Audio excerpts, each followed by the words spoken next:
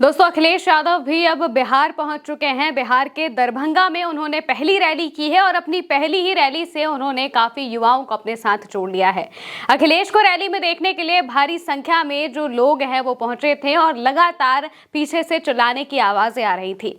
अखिलेश यादव ने एक के बाद एक कई ऐसे बयान दिए हैं जिन्हें सुनने के लिए लोग उत्साहित हो रहे थे और सीधे तौर पर अगर कहा जाए तो तेजस्वी यादव को सीएम बनाने के लिए अखिलेश यादव ने अपना पूरा जोर लगा दिया है।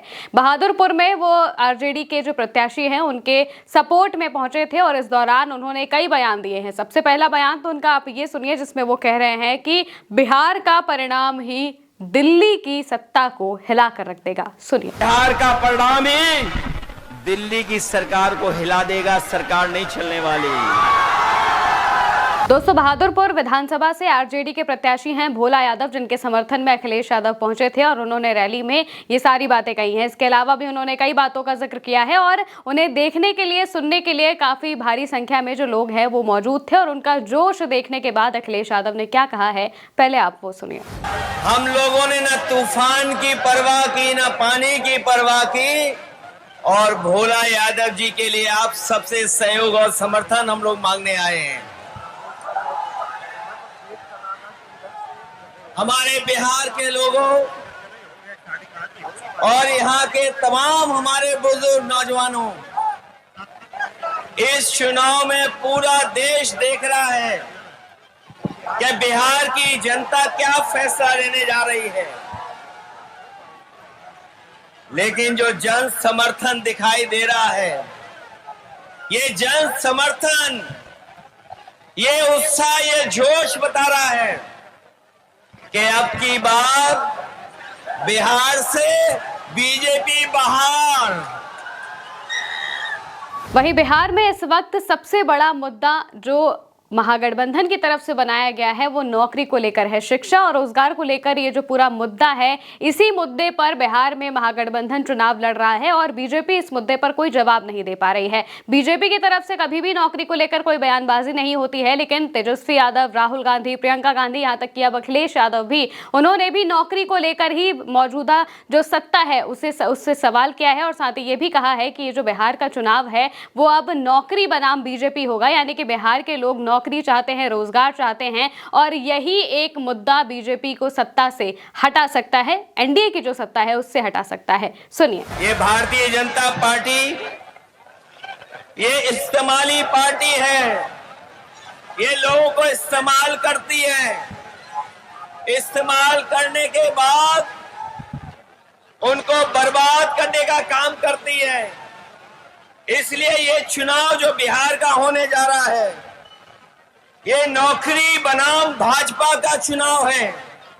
एक तरफ तो वो लोग जो मजदूरी की टोकरी सर पर लेके घूम रहे हैं और दूसरी तरफ तेजस्वी सम्मान वाली नौकरी देकर के हमारे नौजवानों का सम्मान बढ़ाना चाहते हैं। दोस्तों, बिहार में मुद्दे एक नहीं है बल्कि बिहार में मुद्दे कई हैं।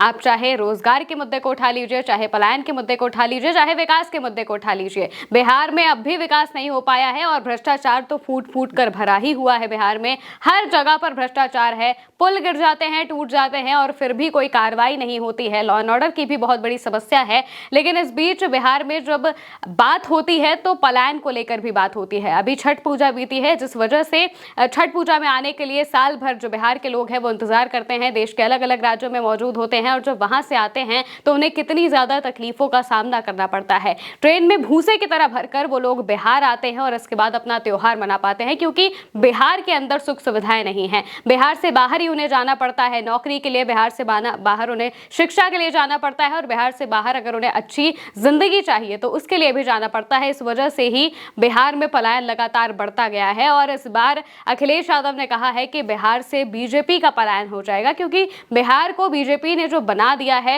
नीतीश कुमार की जब बात होती है तो कहा जाता है कि जब नीतीश कुमार शुरुआत में आए थे तो उन्होंने बिहार पर काफी काम किया। बिहार के लोग इसीलिए उनसे काफी खुश भी थे। सुशासन बाबू उन्हें इसे ऐसे ही नहीं बोला जाता था, बल्कि उनके काम की वजह से बोला जाता था। लेकिन जैसे ही वो मौजूदा सरकार में एनडीए के साथ आते हैं तो इसके बाद बिहार की स्थिति लगातार गिरती जाती है।